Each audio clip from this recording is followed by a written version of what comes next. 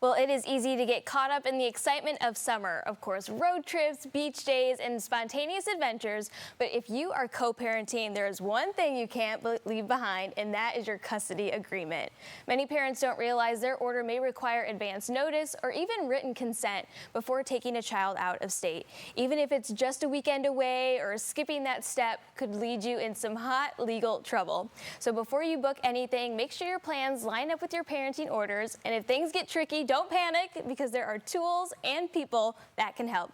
Just like Tanisa Velez, and she joins us in studio with more. Thanks for coming in. Thank you for having me. Nice to be here again. Yes, of course. And now this is some hard-hitting information, but it really is important. We don't want to step on people's toes here. Of course, we do want to have that summer fun with the kids, with the family.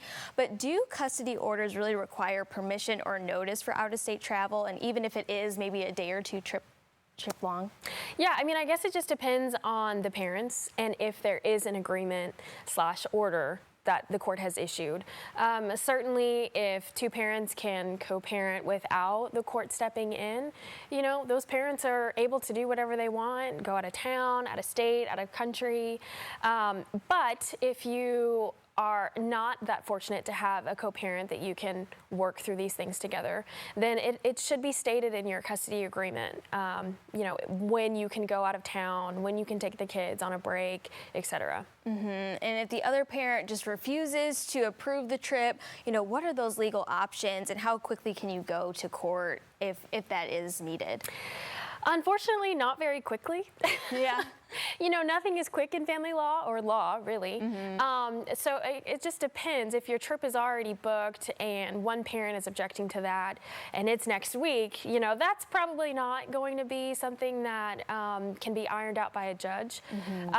But, you know, if it's months away, you're booking, say, for a summer and it's December, and there's an objection, certainly, you know, you need to file a motion, get involved with an attorney so we can take that next step to ensure that your trip is protected. And so what are the rights if you say the custody order is just really vague about travel or doesn't even mention it at all, but then that other parent is saying no, they can't go? How does that work? Yeah, I mean, ambiguity with these things certainly is not helpful.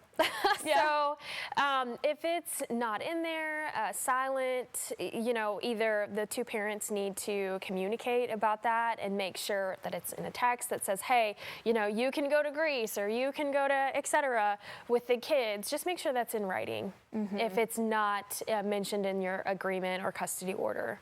And something that I was kind of doing a little bit of research before preparing for this segment today, and I saw that there are some apps available that kind of, you know, lists out what is all in that agreement. Is that something that you kind of recommend, or would you recommend just having it on that paper copy? I mean, you certainly want an order. There are communication applications, so like AppClose or Our Family Wizard, that allows you to document and it be on record. So if you do have to provide that correspondence to your attorney or to the court, that's helpful. We do have, we've customized 2 brochures that people can download for free as a guideline to walk them through if they don't have an attorney. It's not legal advice, but it is something that you can kind of look to. It's called the Custody Clarity Kit and the Real Divorce Guide. Yeah, and why did you really want to develop that for people who are just interested in learning more? Because it can be so stressful to navigate something like this. Yeah, you know, whether you don't have an attorney, it's hard to figure out how can I figure this out for myself? We really just want to make sure that we're providing the resources to our community, whether you hire us or not. It's certainly something that you can go on to our website, our social media, and download and kind of look through it. I mean, they're not large brochures that's like, you know, 10 pages, but it can make you start thinking about what you need to start thinking about. Yeah, and that's where you can come involved in this too, in person with your whole team, who are, of course, dedicated to this kind of work. So how can people get in touch with your team? Yeah, they can give us a call at 502-586-6030, and then our wonderful assistant Susie. I love my team. They're wonderful. Our wonderful assistant Susie can get you put on one of our calendars, or you can specifically request Kelsey Hall or attorney Taylor Reese or myself, Denise Velez, if you want to meet with a specific person. Gotcha. Well, really great information, because we don't want to cancel those travel plans. We want to make sure it all goes over smoothly, and co-parenting can be difficult, but that's where you can step in and help these families. So thank you so much. Yeah, I do want to mention also we are collaborating with a local coffee shop near our office. So if you mention our firm, you can get a free coffee and donut. And if you want to come on by, we're right next door.